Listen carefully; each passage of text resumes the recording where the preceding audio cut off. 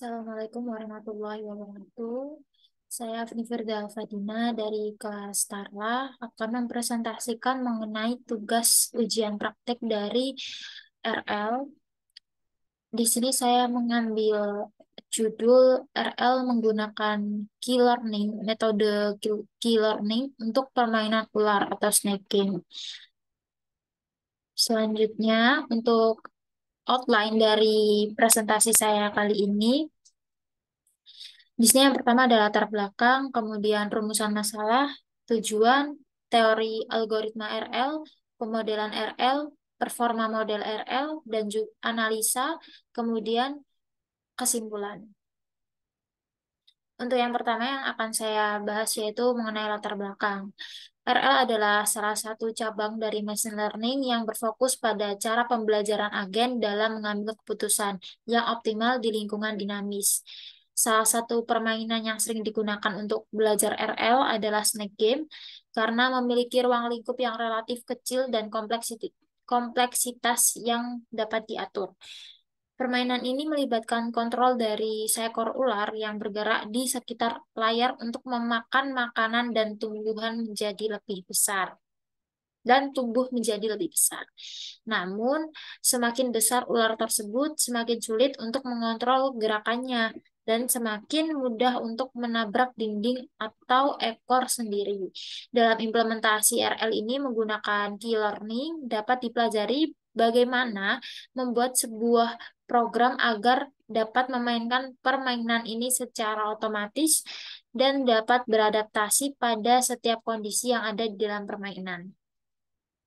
Kemudian untuk tujuan, yang pertama mengimplementasikan RL menggunakan key learning pada permainan ular. Kemudian yang kedua menganalisis performa dari program RL menggunakan key learning pada permainan ular. Kemudian untuk rumusan masalah, di sini yang pertama yaitu bagaimana cara mengimplementasikan RL menggunakan key learning pada permainan ular atau snake game. Yang kedua, bagaimana performa dari program RL menggunakan key learning pada permainan ular atau snake game.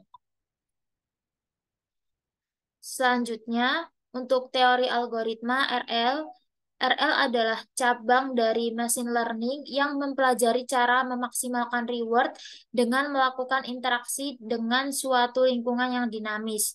Tujuannya adalah untuk mempelajari tindakan apa yang harus dilakukan pada suatu kondisi tertentu untuk memaksimalkan reward yang diterima. Dalam RL, agen mempelajari keadaan state dari lingkungan tindakan action yang dapat dilakukan pada keadaan tersebut.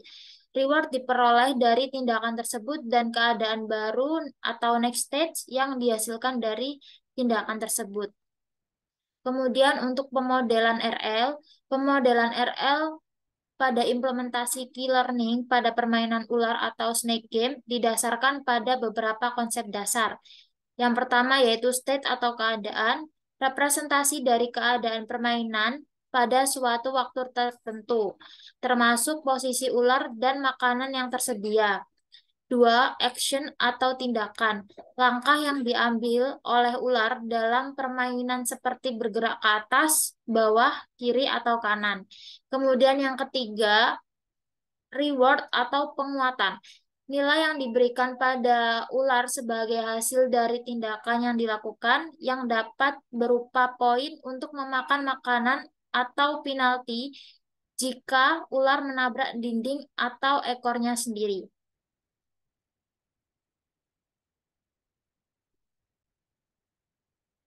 Kemudian pada implementasi key learning, terdapat key tabel yang mempresentasikan nilai key untuk setiap pasangan state dan action. Nilai key menunjukkan keuntungan yang diharapkan dari memilih tindakan tertentu dalam keadaan tertentu. Proses pembelajaran dilakukan melalui iterasi yang berulang, di mana ular akan mengambil tindakan berdasarkan keadaan saat ini, menerima penguatan dari tindakan tersebut, dan kemudian memperbarui nilai key di key tabel sesuai dengan algoritma key learning. Dalam implementasi ini, fungsi arithmetic digunakan untuk memilih tindakan sebagai nilai key terbesar. Selanjutnya, saya akan membahas untuk kode program. Melakukan import di beberapa library seperti Torch, Random, NumPy, dan juga OS. Kemudian mengimpor beberapa modul dari file-file lain seperti Snake Game AI dan sebagainya. Lalu di sini merupakan sebuah perintah pada Python yang mengatur variabel lingkungan dengan diberikan nilai true. Lalu membuat sebuah definisi konstanta dari max memory, bed size, dan LR. Di sini max memory 100 ribu. Kemudian bed size-nya 1000 dan LR-nya 0,0001. Di sini kemudian mendefinisikan sebuah kelas agen yang memiliki beberapa atribut yang terdapat games, epsilon, gamma, memory, model, dan trainer. Kemudian metode Python yang memiliki satu parameter yaitu game digunakan untuk mendapatkan kondisi atau state game snack. Selanjutnya mendefinisikan 4 variabel dir L, R, U, dan D untuk pergerakan dari left, right, up, dan down. Kemudian inisialisasi nilai-nilai disimpan dalam variabel state. Lalu implementasi dari fungsi remember yang digunakan untuk RL untuk menyimpan pengalaman dari agen selama berinteraksi dengan lingkungannya. Dan di sini metode dalam sebuah kelas digunakan untuk melatih model pembelajaran mesin. Lalu terdapat definisi train short memory dan selanjutnya sebuah metode yang digunakan dari sebuah program yang mengambil tindakan dalam sebuah permainan. Ini disebut di get action ini. Lalu untuk implementasi dari fungsi train, melatih sebuah agen untuk bermain game Snake. Nah, ini beberapa metodenya, ada inisialisasi sebuah list kosong yang nantinya akan digunakan untuk menyimpan skor setiap permainan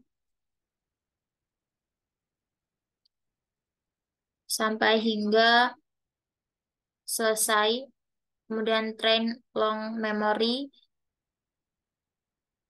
score, dan record.